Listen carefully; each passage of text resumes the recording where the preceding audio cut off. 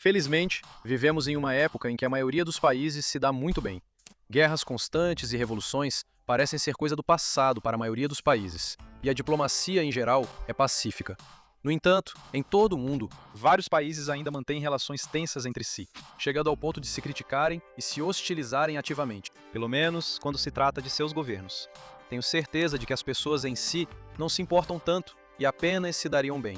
Neste vídeo, vamos conhecer alguns países que não se gostam, pelo menos neste momento, nos ajudando também a entender alguns conflitos passados, atuais e possíveis conflitos futuros que justificam essas más relações.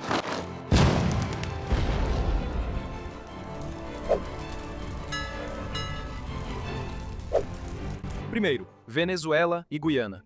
No final de 2023, a Venezuela realizou um referendo para decidir se deveria ou não anexar a região de Essequibo. Sim, com uma maioria de votos suspeitamente gigantesca, nada surpreendente para a Venezuela. Essequibo consiste em mais da metade do território da Guiana. É, em sua maioria, uma floresta desabitada, mas é uma região muito rica em recursos, e petróleo foi recentemente descoberto ao largo da costa. A Venezuela há muito tempo busca controlar Essequibo. As disputas remontam a 1841, quando o governo venezuelano alegou que, na aquisição da Guiana pelos britânicos dos Países Baixos, os britânicos haviam invadido esse território venezuelano, que talvez tenha pertencido à Espanha em algum momento da época colonial também. O impasse continuou com a Sentença Arbitral de 1899, que tinha como objetivo resolver a disputa de fronteira.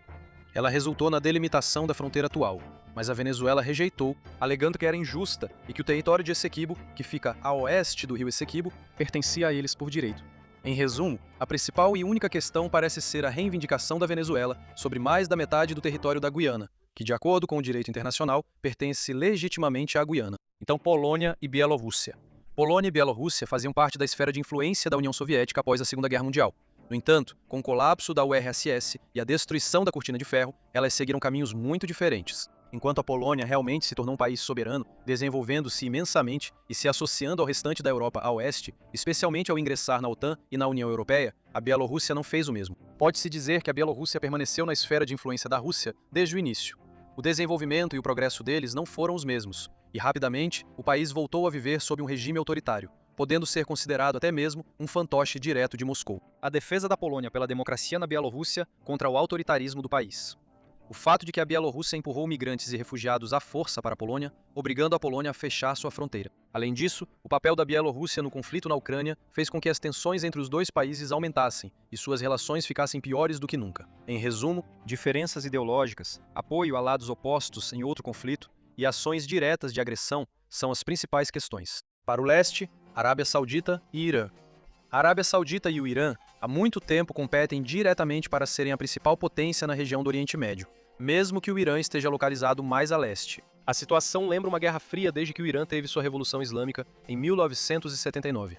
O conflito gira em torno de diferenças ideológicas. Um é uma república islâmica autoritária e o outro é uma monarquia absoluta. Eles não são tão diferentes na forma como o poder é concentrado, mas são regimes distintos. Ambas as nações criticam abertamente uma a outra por motivos religiosos. Uma tem maioria sunita, enquanto a outra é xiita. Eles travam guerras por procuração, como nos conflitos no Iêmen, Síria, Bahrein, Iraque, Líbano, Paquistão e até mesmo na Nigéria. A Arábia Saudita chegou a acusar o Irã de apoiar grupos militantes dentro da própria Arábia Saudita. Em resumo, a competição para ser a principal potência regional, as diferenças ideológicas e as diferenças religiosas são as principais questões. Depois, os Estados Unidos e a Rússia. Falando em Guerra Fria, essa rivalidade existe desde aquela época. A União Soviética pode ter acabado e o poder e a influência da Rússia podem ser apenas uma fração do que era a URSS, mas ainda é uma ameaça à ordem mundial que os Estados Unidos desejam. A disputa já não é mais liberdade e capitalismo contra autoritarismo e comunismo. Eu diria que os elementos de capitalismo e comunismo foram eliminados. Interesses conflitantes em regiões como a Europa Oriental, o Oriente Médio e o Ártico alimentaram a desconfiança e a competição. Mas isso é um pouco como a história do ovo e da galinha. Existe desconfiança e competição porque eles têm interesses opostos. Ou eles escolhem ter interesses opostos porque já existe desconfiança e competição devido a razões do passado. Questões como a anexação da Crimeia pela Rússia, a invasão da Ucrânia, a interferência nas eleições dos Estados Unidos também aumentaram as tensões.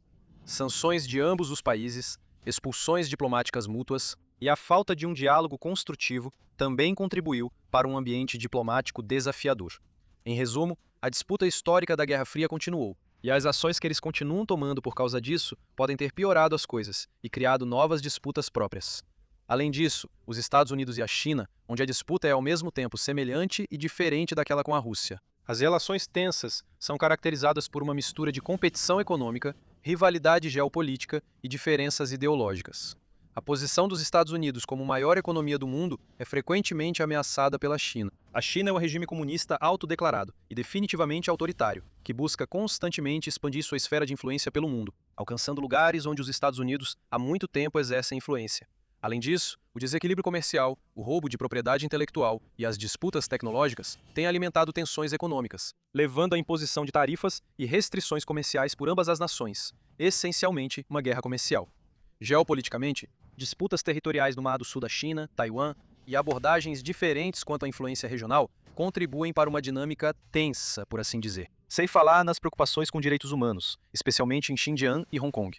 Em resumo, disputas ideológicas, competição econômica e disputas geopolíticas são as principais questões. Chile, Bolívia e Peru também ainda guardam algumas mágoas, talvez não tão sérias quanto as outras desta lista. Bolívia e Peru não têm o melhor relacionamento com o Chile desde a Guerra do Pacífico, em 1879. Nessa guerra, a Bolívia perdeu seu território costeiro para o Chile, tornando-se um país sem saída para o mar.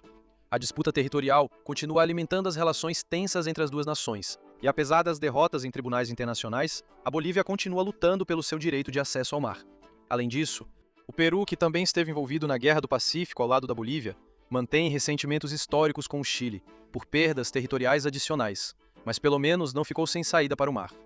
Em resumo, disputas territoriais deixam as relações entre eles conturbadas. Eu diria que o caso da Bolívia é mais extremo do que o do Peru. Na África, Marrocos e Argélia, apesar de serem vizinhos que frequentemente cooperam e mantêm relações diplomáticas, existem tensões entre os dois.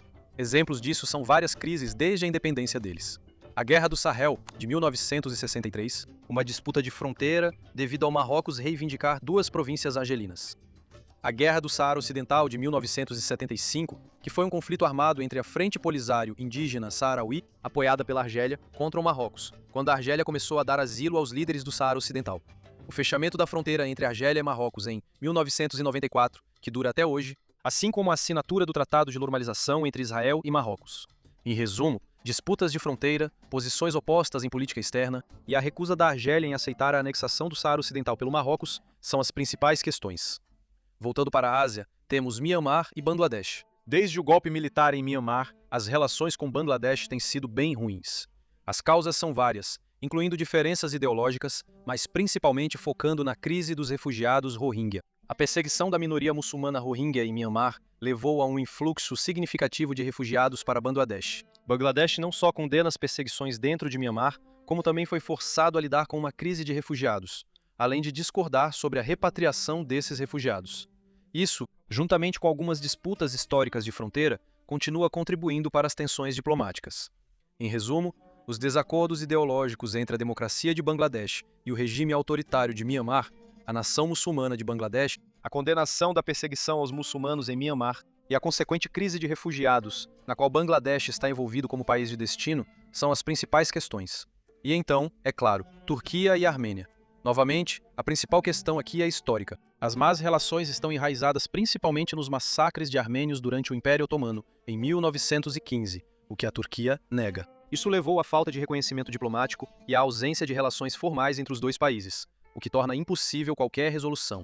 Além disso, o conflito em andamento pelo território disputado de Nagorno-Karabakh, onde a Turquia apoia o Azerbaijão, enquanto a Armênia considera que faz parte de seu território soberano, agravou ainda mais as tensões. Em resumo, a animosidade histórica profundamente enraizada e os consequentes interesses geopolíticos conflitantes são as principais questões.